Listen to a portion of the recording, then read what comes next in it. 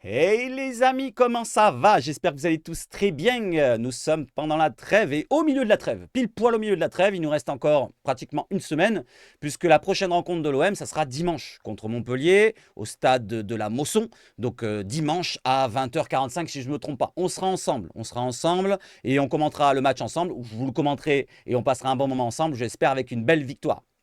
Alors, en ce moment, il y a des choses qui vont pas bien du côté de l'OM, c'est les absences par les blessures. Et vous l'avez vu dans le titre, Carboni est absent par une blessure, une grosse blessure même, puisqu'il ne reviendra peut-être probablement pas. Voilà, je mets des conditionnels encore une fois, sous le maillot de l'OM, puisqu'il est, n'oublions pas, prêté par l'Inter. Et que finalement, nous, est-ce qu'on va continuer à lui payer un salaire? Est-ce qu'on va continuer à le garder sous notre aile alors que finalement, il n'aura pratiquement pas joué? Mais ça, on en parlera. On en parlera. Et on va parler d'un sujet qui fâche, c'est la création offensive. Voilà, vous allez me dire, mais non, Seb, le gros sujet, c'est la défense, et ci et là. Je sais très bien, il y a beaucoup de sujets à aborder, mais là, aujourd'hui, je parle de la création offensive. Et on voit que sur les derniers matchs, il y a un peu plus de difficultés. Voilà, depuis l'absence de Merlin sur le côté gauche, avec Luis Enrique qui se retrouve un petit peu esselé tout seul, qui n'arrive pas à peut-être produire ce qu'il produisait quand il y avait Quentin Merlin de ses côtés. Et du côté droit, un Greenwood qui commence aussi à répéter un peu les mêmes gestes et à s'enfermer dans ses dribbles, dans ses frappes forcées, alors qu'un Amin Harit ne lui donne peut-être plus autant de ballons, aussi propre ici et là. Donc ce côté-là est un peu enrayé, avec aussi, bien sûr, Wai qui ne réussit pas devant. Donc tout ce côté création offensive pêche un peu. Malheureusement, Carboni blessé, je viens de le citer. Amin Harit, il est disponible, mais il est en dedans. J'espère qu'il sera de retour pour Montpellier, il sera en forme, parce qu'Ismaël Koné n'est pas disponible non plus. Oui, blessé Koné, Carboni blessé, et finalement, en solution, on n'a pas beaucoup de solutions.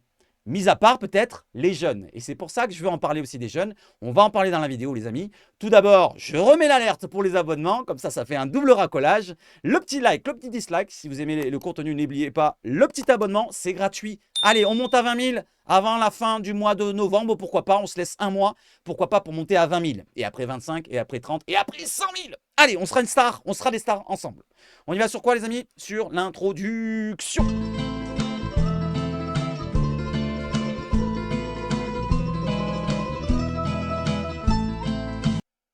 Alors, on sera des stars ensemble, comme je l'ai dit. Mais tout d'abord, est-ce que l'OM va recruter des stars? Alors, faites pas attention au titre. Là, j'ai mis Carbonite. Je voulais l'enlever, mais je l'ai oublié. Donc, c'est bye bye Carbonite. C'est-à-dire que peut-être qu'il aura plus le maillot marseillais. Voilà, j'ai mis la tête un peu renfrognée, malheureusement pour lui. Je lui souhaite en tout cas bon courage. Au début de sa carrière, quand même, c'est quand même dur. Il se fait prêter. L'année dernière, ça a bien été du côté de Monza, mais là, ça va pas bien du côté de l'OM. Mais c'est pas grave. Allez, on parle un petit peu de Melo. Alors, Arthur Melo, j'en ai parlé il y a 5 jours. Donc, si vous voulez avoir mon avis, il faut y aller 5 jours en arrière pour voir la vidéo. Sinon, je vous le donne vite fait, mon avis. Alors, il a un gros salaire. Vous allez le voir quand je vais vous montrer son salaire, qui équivaut à 500 000 par mois. Ça serait un gros salaire encore en prendre en charge. Il ne joue pas du côté de la Juve, mais est-ce que c'est intéressant de prendre un joueur dans le cœur du jeu, sachant qu'on a un Kondogbia, on a un Højbjerg, on a un Rongier qui, pourquoi pas, peut dépanner aussi. On a un Rabiot qu'on vient de prendre. Et pourquoi pas même un Koné qui peut jouer à ce rôle-là. Ça ferait quand même beaucoup. Beaucoup dans ce rôle-là devant la défense. Je parle dans le cœur du jeu, pas vraiment la création offensive. C'est vraiment un joueur qui peut jouer milieu défensif, milieu central, mais pas vraiment dans le meneur de jeu. Et justement, on regarde son salaire vite fait. Donc n'hésitez pas à me dire si ça vous intéresse, ce recrutement-là. On verra, on en reparlera quand ça reviendra vraiment plus concrètement. Là, c'est vraiment les premières rumeurs. Le mercato hivernal commence le 1er janvier. Si je ne me trompe pas, ou le 10, ou je ne sais plus. N'hésitez pas à me donner la date, mais en tout cas, ça commence le 1er janvier ou le 1er décembre. Je ne sais même plus. Vous voyez, ça commence dans 2 mois au moins. Donc on va se laisser le temps de parler du mercato. J'en parle assez vite fait. Voilà, Arthur, pour ma part, si à ce prix-là, je ne prendrais pas personnellement. Je préférerais donner la chance, pourquoi pas, à un jeune. Pourquoi pas. Et on va en parler des jeunes tout à l'heure, mais le côté offensif. Allez, parlons d'un autre joueur qui est un peu moins jeune, je crois que Arthur Melo, je ne sais plus quel âge il a Arthur Melo, c'est Paul Pogba. Donc la rumeur est bien confirmée, comme je vous l'avais dit, avec les journalistes, c'était de son prénom Malik, je crois, Traoré, qui travaillait du côté de Canal, qui nous avait donné une information, une rumeur, pour plus ou moins, qui avait été plutôt refroidie du côté de RMC Sport, mais finalement, la Provence, par derrière, ils nous ont dit quoi? Ils nous ont dit que les contacts réguliers existent bien entre l'OM et Paul Pogba, ou plutôt entre Mehdi Benassia et Paul Pogba. Donc il y a vraiment des contacts. Ce n'est pas du fake, n'est-ce pas RMC Sport? N'est-ce pas l'équipe? Bon, l'équipe, ils n'en ont pas dit, mais je crois que c'est que RMC Sport qui a dénoncé ce truc-là. À ce jour, aucune offre n'a été formulée par l'OM. Les dirigeants se concentreront sur le mercato hivernal à partir du mois de novembre.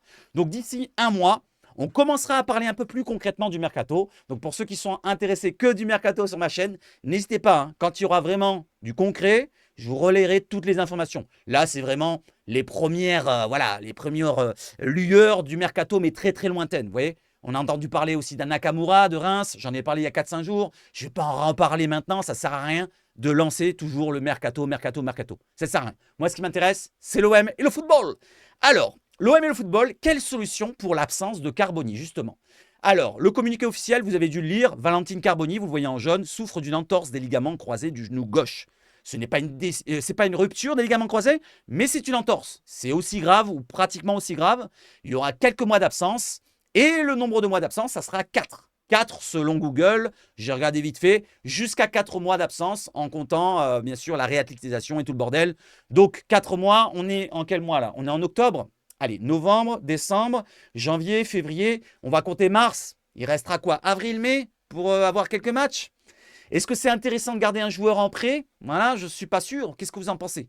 Moi, je pense que la bonne solution, c'est comme ils nous disent du côté des médias italiens, l'OM pourrait, non, pardon, c'est plutôt pour l'opération, pardon. Valentine Carboni pourrait être opéré la semaine prochaine, donc cette semaine, aujourd'hui, puisqu'on est lundi. La date de son intervention sera choisie ce lundi, peut-être. Sera choisie aujourd'hui. Donc peut-être aujourd'hui, opéré ce soir, ou demain, ou après-demain. Donc dans la semaine, il pourrait être opéré.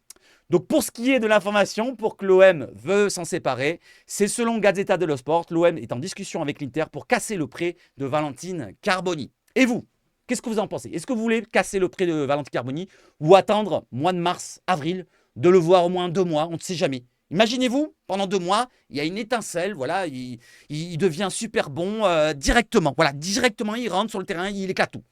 On ne sait jamais, c'est dans le football. La science exacte n'existe pas. Non, j'y crois pas. J'y crois pas, franchement. Je pense qu'il faut s'en séparer. Malheureusement, ça pourrait traîner encore plus longtemps. Donc, autant taper dans le dur maintenant, taper dans le vif maintenant, avec l'Inter, de se mettre d'accord pour s'en séparer. Alors, courant mois d'octobre, novembre, pourquoi pas, même à la limite, s'ils veulent pas s'en séparer avant le mercato d'hiver, eh ben, on leur rend le mercato d'hiver. Donc Valentine Carboni, j'aurais fait une vidéo spéciale pour lui. Ben, malheureusement, il n'aura pas été spécial à l'OM, à moins que l'année prochaine, on nous le reprête. Peut-être. Ah, faut penser à ça aussi. Faut penser. Peut-être que l'année prochaine, si De Zerbi reste, peut-être que De Zerbi va se dire, mais écoute, Valentine, on va te renvoyer du côté de l'Inter, mais tu reviendras l'année prochaine. Allez, tu reviendras plus fort et tu seras le meilleur joueur du monde. Ou de la Ligue 1 déjà. Ou déjà de l'OM. Bon, déjà offensif. Déjà meneur de jeu, quoi. Déjà, tu auras un peu de temps de jeu. Allez, j'arrête avec Valentine Carboni, mais on va en reparler tout le long de la vidéo. Et on va parler un petit peu des milieux de terrain. Je suis parti sur Pogba, sur Melo, Arthur, de son prénom. Et on regarde un petit peu la création au milieu de terrain, justement. Milieu, action progressive. Alors, certains me disent, ouais, Hojbjerg ne joue pas trop vers l'avant. N'est-ce pas, Max? Si tu me regardes, je te salue. En Ligue 1, cette saison 2024-25. Alors, qui sont, avec les passes progressives ou les courses progressives, les meilleurs du championnat de Ligue 1? Nous avons le Nantais Pedro Chirivella qui est loin devant, 78. Alors, c'est le nombre de passes, je pense, progressives vers l'avant. Donc, passe vers l'avant en tant que milieu de terrain. TJ Savanier, on le connaît, c'est un joueur qui est milieu de terrain, qui crée beaucoup d'occasions par ses passes. 70 passes. Ensuite, João Neves, le portugais pupitien. Vincent Siro, tiens, ça me surprend, le Toulousain. Et Hojbjerg à la même hauteur qu'un Vincent Siro, donc 4e du championnat, 4e de Ligue 1. Derrière, il y a Cacré, Kondogbia. Donc, on a 2 milieux marseillais parmi les 6 meilleurs. 2 milieux parmi les 6 ou 7 meilleurs. Attends, 1, 2, 3, 4, 5, 6, 7 meilleurs. Parmi les 7 meilleurs de Ligue 1, qui font les passes les plus vers l'avant des milieux de terrain, nous avons les 2 Olympiens. Donc ça veut dire que quand même, on a un milieu de terrain qui crée quelque chose. Et c'est peut-être devant qu'il y a un souci. Comme les Amin Harit, comme les Carboni, comme les autres joueurs.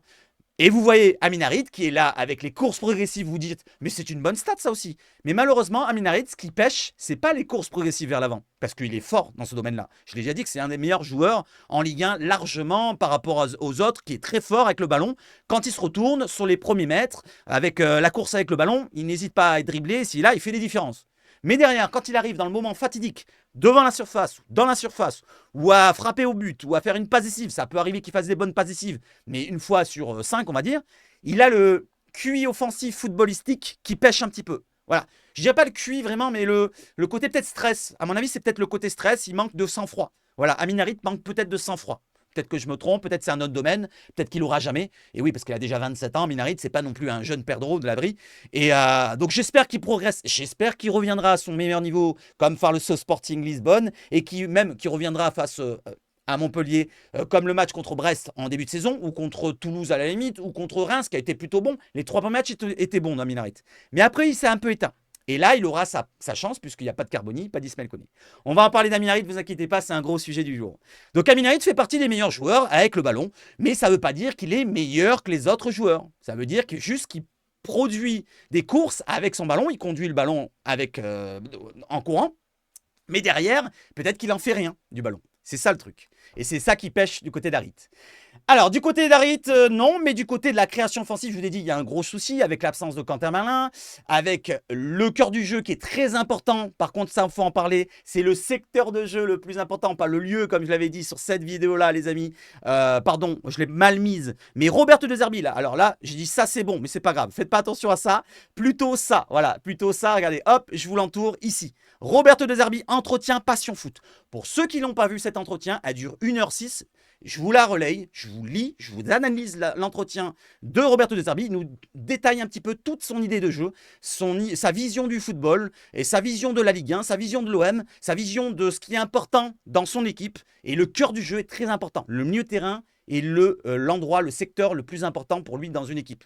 Parce que c'est là qu'il veut avoir de l'expérience, des joueurs qui sont confirmés, comme des Højbjerg, comme des Kondogbia, comme des Paul Pogba s'il vient bien sûr, comme des Rabiot, comme des Rongier. Vous voyez ce que je veux dire?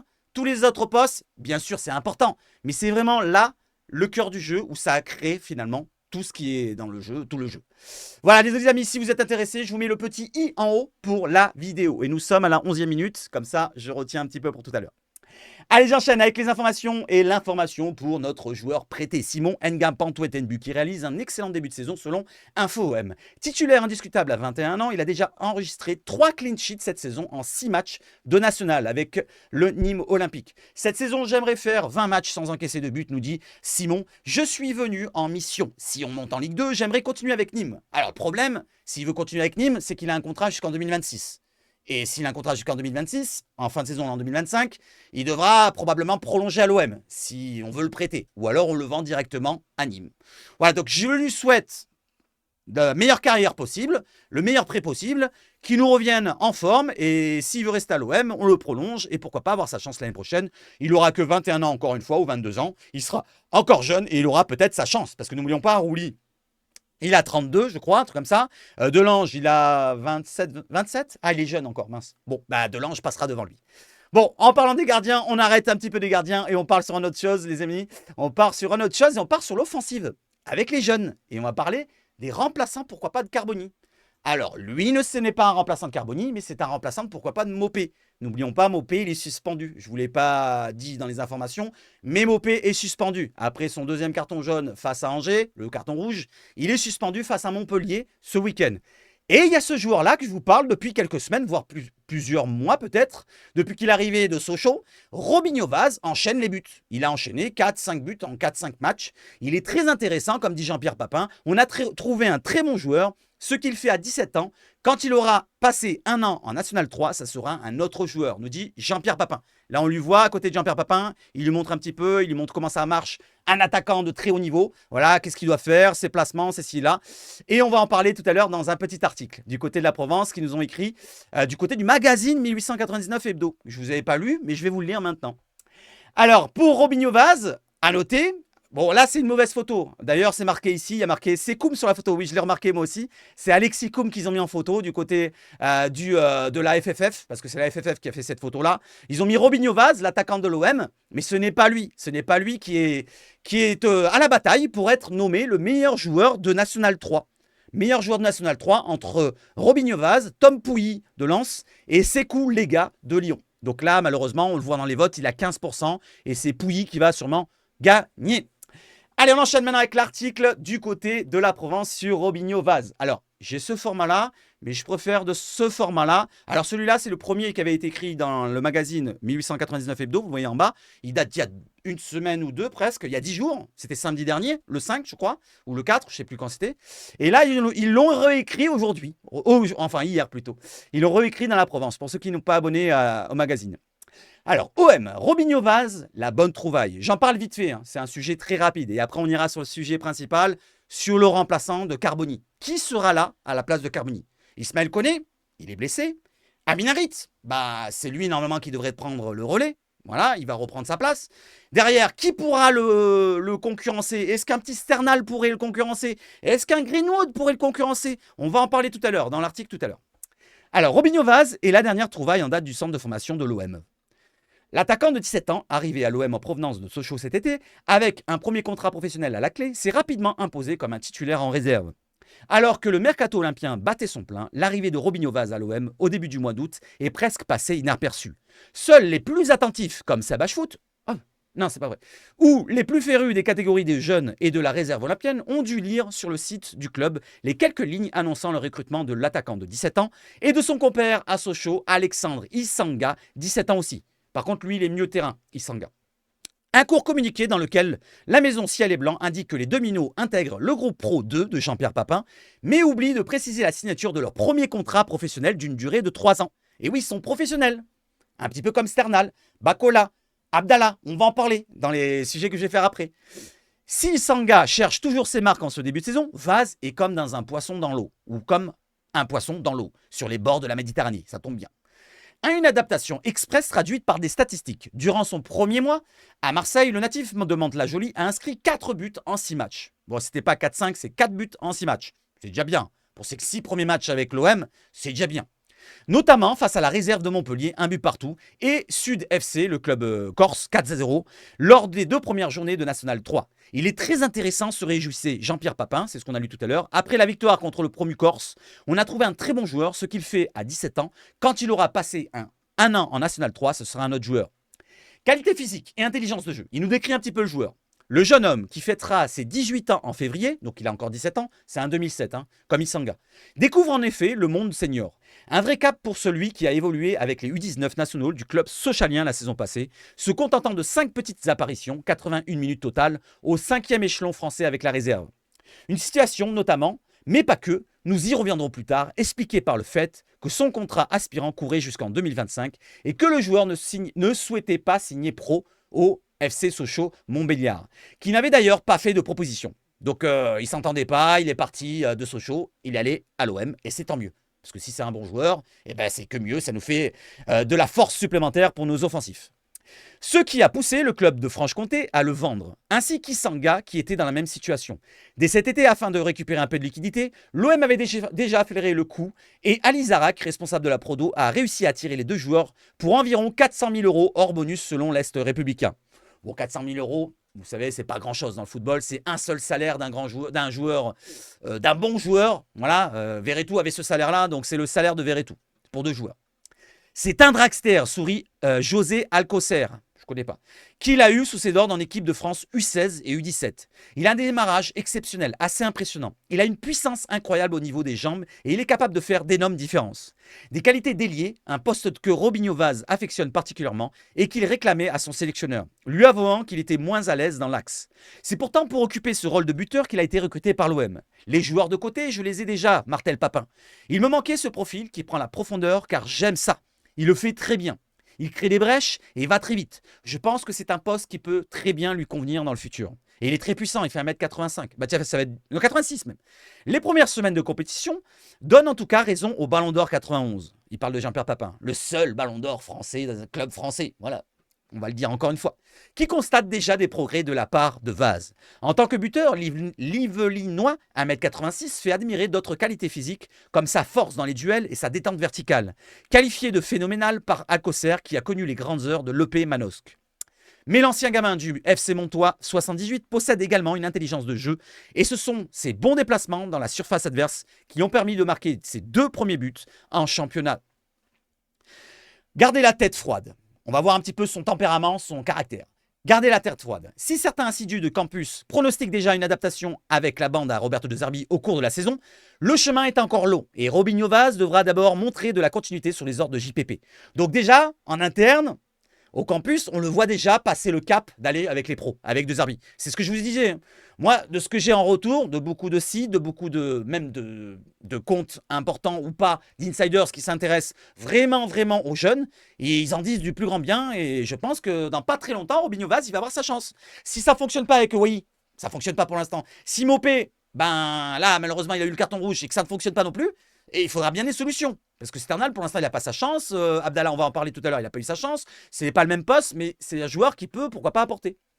Il s'est un peu éparpillé la saison dernière, donc j'espère qu'il va garder la tête froide, prévient Alcocer, qui décrit un garçon charmant, toujours souriant et abordable au quotidien. Lorsque je dis s'éparpiller, c'est un peu moins attentif aux repères de jeu. Pensez que parce qu'il a fait 2 bonnes actions, il n'a pas forcément besoin de faire des efforts. Mais aussi en dehors du terrain, avec tout ce qui touche aux représentations des footballeurs, comme la coupe de cheveux par exemple. Ah, c'est un joueur propre, on va dire, un petit peu à la Pogba, voilà. Côté bling bling, il va avoir des étoiles sur les yeux, tout machin. C'est un truc qui me dérange un petit peu dans le football, mais à vrai dire, s'il est bon sur le terrain, ça passe à côté pour moi. Car au-delà de sa situation contractuelle et de quelques blessures, c'est son comportement qui lui a fait défaut l'année dernière. Auteur d'une bonne première partie de la saison ponctuée par 5 buts en U19 nationaux, 7 au total, Vaz est ensuite rentré dans le rang, selon un observateur, et a eu quelques écarts de comportement. Suffisamment sérieux pour qu'il soit écarté en fin de saison sur des matchs à énorme enjeu, les Lionceaux ayant obtenu leur maintien sans lui lors de l'ultime journée. Donc c'est problématique, s'il a caractère trempé, il faudra vraiment le driver comme il faut. Il ne faudra pas le laisser s'enflammer, il faudra lui le remettre en place. L'OM, parce qu'il est encore jeune, voilà, c'est encore modelable on va dire. L'OM, qui sait se montrer intransigeant avec ses jeunes pousses, sera, à n'en pas douter, attentif à cela. En interne, on précise d'ailleurs que malgré de bons débuts, on est encore loin des exigences affichées, c'est dire les espoirs placés en Robinho Vaz. Votre opinion compte pour nous. Et votre opinion compte pour moi les amis. Donnez-moi votre avis sur Robinho Vaz. Est-ce que vous pensez que cette saison, il aura du temps de jeu? Allez, j'enchaîne avec le sujet principal de la vidéo. C'est le remplacement de Carbonite. Que vous voyez, il est cramé, pardon. Alors, on parle un petit peu des jeunes. Et après, on parle d'Harit. Voilà. Les jeunes, Abdallah, Bakola et Sternal ont rejoué avec les U19 nationaux. Ils ont gagné 3-0 et Abdallah, il a fait un très bon match. Il a marqué un but, il a provoqué le deuxième but contre son camp. Sternal, il est revenu sur le terrain, il était un petit peu absent dernièrement pour une petite blessure. Et Bakola a fait un match plein d'efforts, mais pas autant. Il s'est moins montré qu'un Maoulida. Qu'un Maoulida, j'allais dire. J'ai eu toi au Maoulida. Le neveu de Maoulida. Allez, je vous lis le truc que j'ai entouré en rouge, c'est le plus important, le plus pertinent. Kylian Abdallah, Dari Bakola et Enzo Sternal. Les deux premiers cités, donc Abdallah et Bakola, ont montré, notamment durant les 45 premières minutes, qu'ils étaient bien trop grands pour la catégorie U19. Donc ils étaient au-dessus du niveau des U19. Le neveu de Taoufik Mounaïda, Abdallah donc, n'a mis que 2 minutes pour ouvrir le score, tandis qu'une de ses multiples percées dans le couloir droit a entraîné le but contre son camp de Nonga Iba juste avant la pause 44e. Le milieu de terrain aurait également pu y aller de sa réalisation s'il n'avait pas tenté le crochet de trop. Il parle de Bakola. J'ai beaucoup aimé Daryl, il a fourni un très gros investissement, tandis qu'Abdallah a mis le feu sur son côté. Ils viennent avec nous à leur demande, donc ça montre qu'ils ont envie de participer. Ils s'investissent, donc on est très fiers, ça veut dire qu'ils respectent le club, souligne Braconi, c'est l'entraîneur des U19. Je continue pour Sternal, blessé depuis un mois, s'est contenté d'une petite demi-heure à la demande de Roberto De Zerbi. Peu inquiété en deuxième mi-temps, les Olympiens ont confirmé leur succès grâce à Mathis Andriaviano Maefa en fin de rencontre, 90+3, 3-0. Et vous voyez, au classement, ils sont deuxièmes du classement. Ils visaient à la trêve, donc presque hivernale, d'être dans les 3 premiers. Pour l'instant, ils sont dans les clous grâce à l'apport d'un Abdallah, Bakola et Sternal. Alors, pourquoi je vous parle des 3? C'est parce qu'ils sont peut-être en concurrence avec un Aminarit. Sternal, beaucoup en parlent dans les réseaux, ils disent pourquoi pas, vu que Carboni, il est out, que Koné est blessé, que Aminarit, il est un peu moins bien, pourquoi pas lancer Sternal une bonne fois pour toutes, derrière l'attaquant, parce qu'il peut jouer ce rôle-là. Sternal, c'est un joueur attaquant de pointe, si vous voulez, mais il peut jouer un cran reculé, voire à 2 points devant, faire un soutien d'attaquant, voire un petit peu décalé sur le côté gauche, il peut le faire, Sternal. Abdallah, pourquoi j'en parle? C'est qu'il peut jouer sur le côté droit en remplaçant de Greenwood, si Greenwood serait axe. Vous voyez ce que je veux dire? Greenwood, il peut jouer numéro 10. Beaucoup d'entre vous voulez le voir, et même on en parlait dernièrement dans les médias. Donc pourquoi pas un Greenwood dans l'axe, Abdallah à droite? Ou alors Sternal dans l'axe, Greenwood à droite, et devant l'attaquant Wai, puisque Mopé sera suspendu. Bakola, c'est pareil. Bakola, il peut aussi être dans cette création. C'est un joueur un peu plus reculé, mais il peut, pourquoi pas, dépanner aussi dans le milieu de terrain, création offensive. C'est un joueur qui a beaucoup de talent à montrer. Il est un peu plus jeune, peut-être moins fini, mais c'est un joueur qui peut apporter aussi. Donc les 3 joueurs-là peuvent, pourquoi pas, avoir du temps de jeu dans pas longtemps. C'est à eux de jouer. C'est à eux de jouer maintenant, de prendre leur chance. Parce que pour l'instant, De Zerbi, on nous parlait bien des lancers de jeunes. On ne l'a pas vu. N'oublions pas que depuis le début de saison, Sternal, il a joué 11 minutes contre Brest. Et Bakola, il n'a pas joué. Abdallah, il a joué 2 minutes.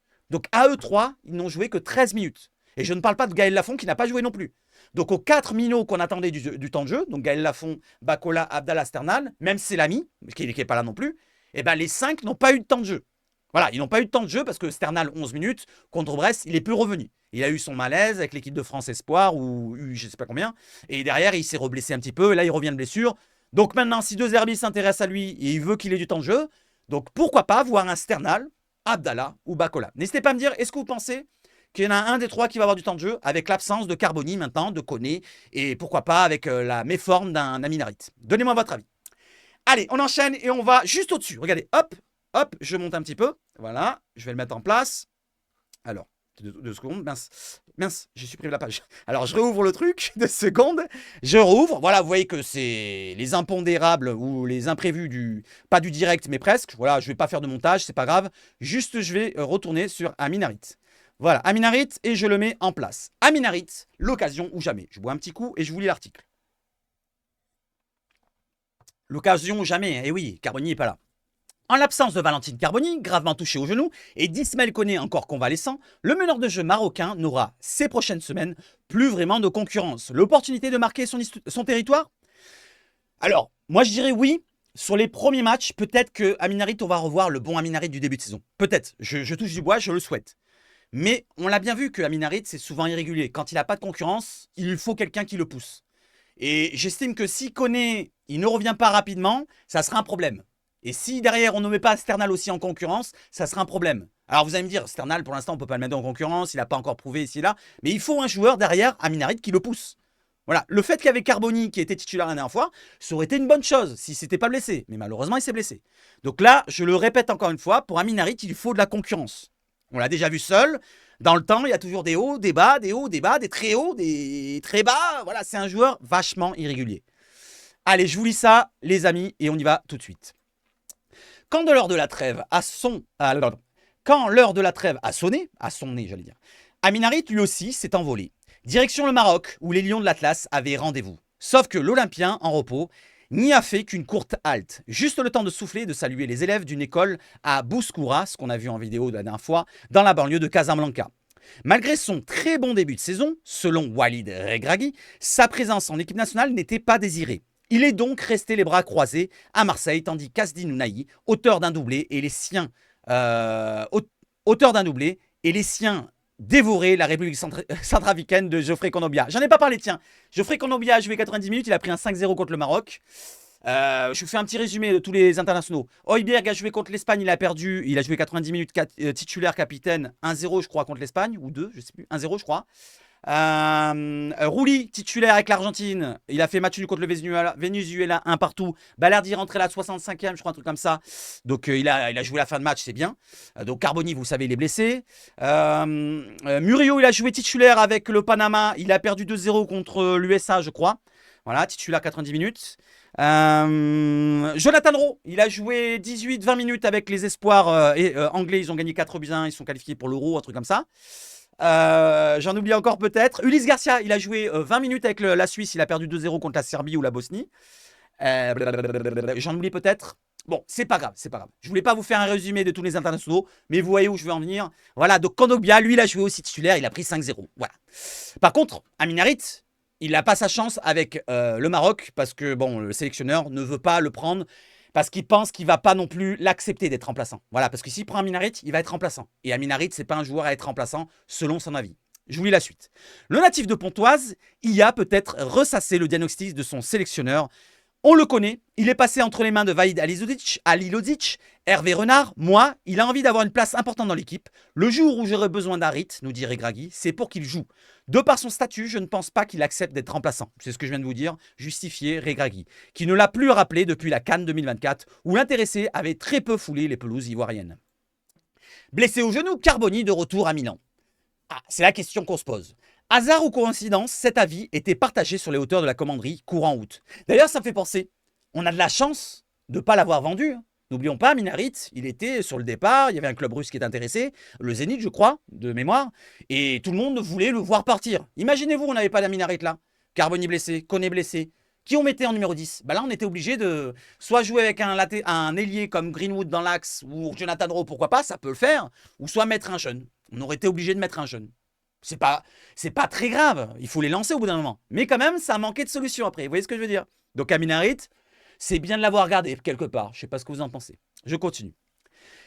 En quête de liquidité et dans une impasse avec ses lofters, l'OM avait ouvert les portes du mercato à des éléments loin d'être indiscutables aux yeux de Roberto De Zerbi et dont la valeur marchande aurait pu rendre un fier service. En privé, même quand Harit marchait sur Brest, on l'imaginait rapidement Valentine Carboni et Ismaël Koné se disputaient la place de meneur. Et l'on justifiait aussi un possible départ du Marocain, 27 ans, par des doutes sur son comportement s'il venait à cirer le banc au profit de Domino. Donc déjà, on commençait à essayer de trouver un scénario probable, possible, pour son départ, si on le mettait sur le départ. Vous voyez ce que je veux dire? En fait, c'est la faute à Amin Harit si on le faisait partir, parce que lui, il ne voulait pas être remplaçant. Je ne suis pas sûr. On parlait plutôt de son salaire, important. C'est surtout ça qu'on avait comme problème à la base. C'est ce que je me souviens. Donc la Provence ne mentait pas non plus. Une théorie réfutée par l'intéressé, serein vis-à-vis de ses réserves, en prenant l'exemple de la saison 2021-22 durant laquelle il a retourné Giorgio Sampaoli sans faire de vagues. Ce matin, la crainte n'a plus vraiment lieu d'être, à cause ou grâce au séjour à l'infirmerie de ses concurrents. Victime d'une nouvelle entorse à la cheville, Koné devrait être sur le flanc encore quelques temps. L'attente sera infiniment plus longue pour Carboni, trahi par son genou gauche, entorse des ligaments croisés. Sa saison apparaît même d'ores et déjà terminée. L'OM échange d'ailleurs avec l'Inter, propriétaire de l'Argentin, pour étudier la meilleure stratégie à adopter pendant sa convalescence vraisemblablement en Italie, quitte à résilier son prêt, comme on l'avait dit tout à l'heure. Et n'hésitez pas à me donner un avis sur le prêt. Vous voulez le résilier ou pas? De son côté, Amin Harit, qui a préféré rester à l'OM, malgré les intérêts du Genoa, il y avait le Genoa aussi, et du Zénith, et s'imposer sous les ordres d'un coach dont la philosophie de jeu épouse la sienne, se prépare à enchaîner, dans l'idéal, face à Montpellier, le PSG et Nantes. Une fenêtre pour se montrer aussi indiscutable sur le terrain que dans le vestiaire, où l'ambiance repose sur sa bonne humeur. C'est vrai qu'on entend souvent dire qu'Amin Harit, il apporte de la bonne humeur, c'est un bout en train. Voilà, je ne sais plus dans quel article je l'avais lu là, mais c'est vrai qu'il donne de la bonne humeur. C'est très bien aussi ça, c'est une très bonne chose. Un statut dont il ne jouit pas encore, malgré 6 titularisations en 7 journées, un départ canon contre Brest et Reims et des stats honorables. Un but, 3 offrandes, donc 3 passes décisives, un pénalty obtenu, décisif toutes les 76 minutes, alors que De Zerbi le challenge précisément sur cet aspect. Mais son influence s'est peu à peu étiolée depuis la fermeture du mercato. L'ancien de Schalke 04 devra surtout rassurer le Lombard et son staff quant à sa capacité à faire les bons choix et ne plus répéter les mêmes erreurs. Des points souvent évoqués en débrief d'après-match. Ses nombreuses pertes de balles en phase de transition et ses choix parfois douteux aux abords de surface. Voilà, comme je vous l'ai dit, hein, le côté, je pense, c'est le stress interne. Peut-être qu'il ne le montre pas, mais peut-être que intérieurement, au dernier moment, quand il doit faire la passe, il hésite trop. L'hésitation ou le stress, un truc comme ça.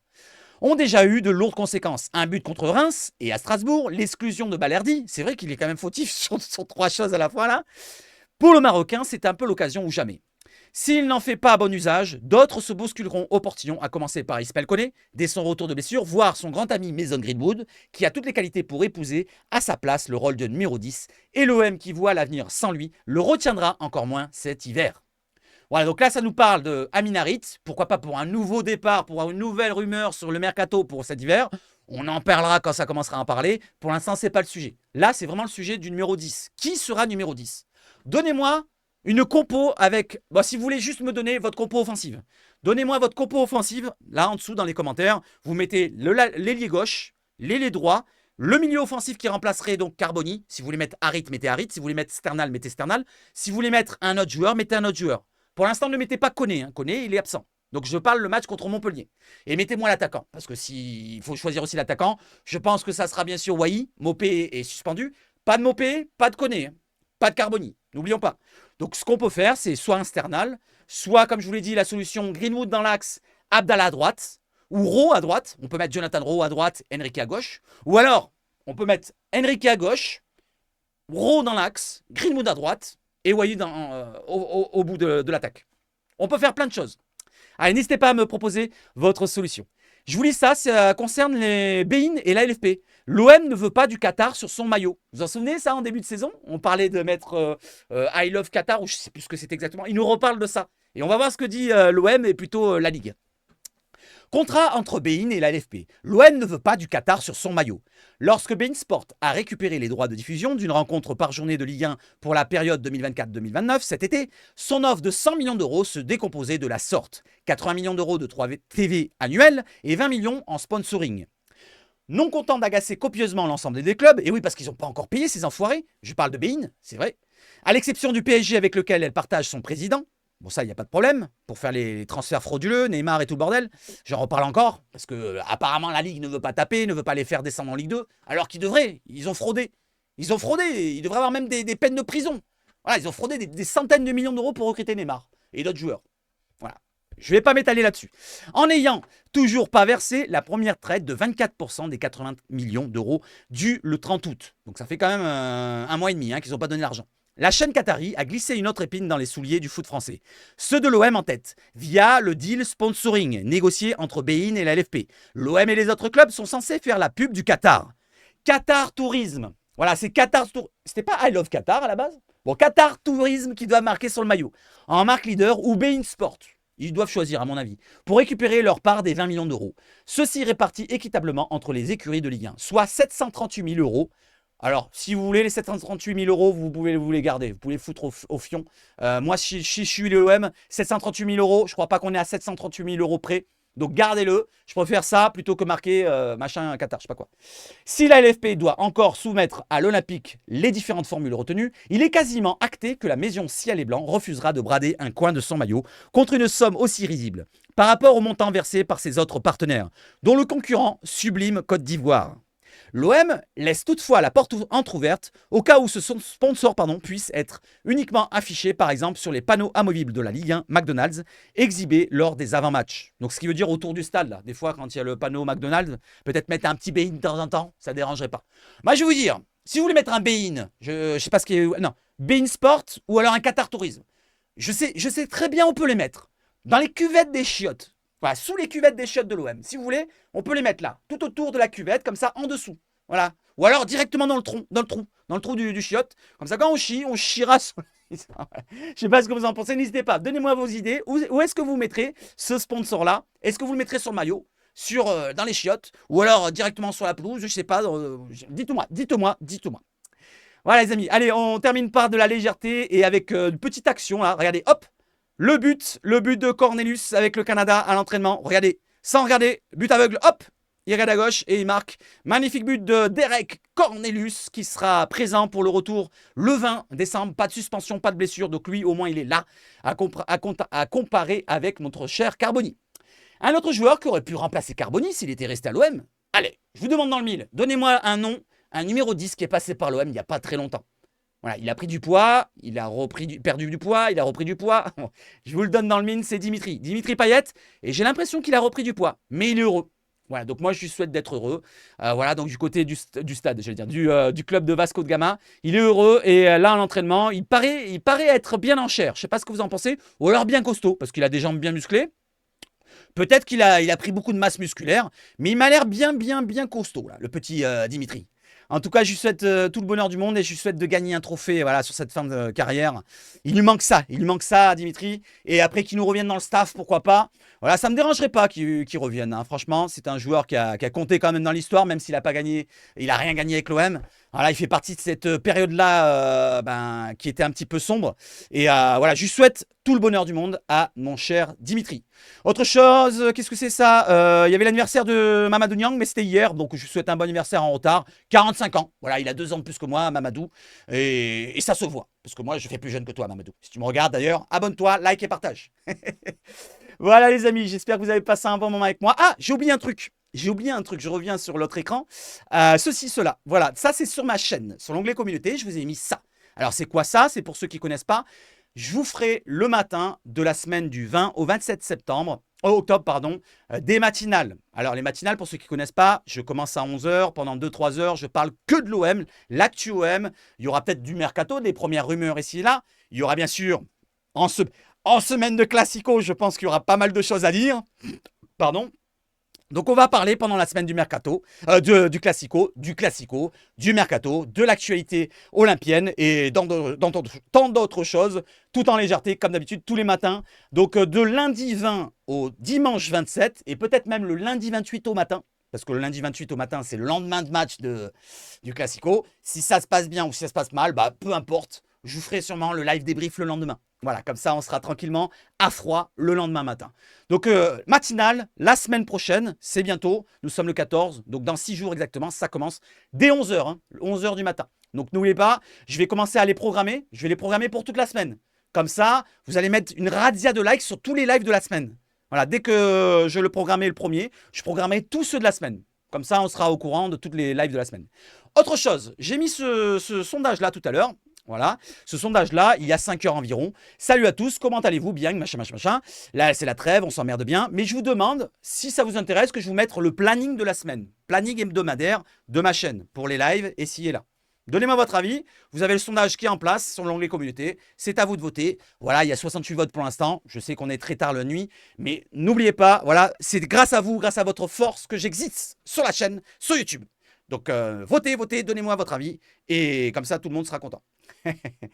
Voilà les amis, je commence à avoir chaud. C'est mes premières vidéos avec la porte fermée. Allez, on va regarder s'il fait pas trop chaud. Ça va. Oh, quand même, c'est monté à 28. Hein. 28, 29. Donc, on va réouvrir quand j'aurai terminé la vidéo. Je vais vous souhaiter de passer une excellente journée, excellente fin de nuit, début de soirée. Je ne sais pas à quelle heure vous me regardez parce qu'il y en a qui me regardent aux États-Unis, en Australie, au Thaïlande aussi et là. Donnez-moi aussi d'où vous me regardez là. Tiens, donnez-moi votre adresse, pas votre adresse, mais votre lieu où vous me regardez, votre pays. Tiens. Allez, et je vais vous souhaiter de passer une excellente journée. Je vous mets encore la petite alerte ici. Voilà, 3e fois que je le mets. Racolage, le like, le dislike si vous me détestez. L'abonnement, la cloche. Et en dessous là, vous voyez pas, le partage, c'est la flèche comme ça. Et les commentaires. Allez, je vais vous souhaiter de passer encore une très bonne journée. Vive le foot chez Savage Foot. Et surtout,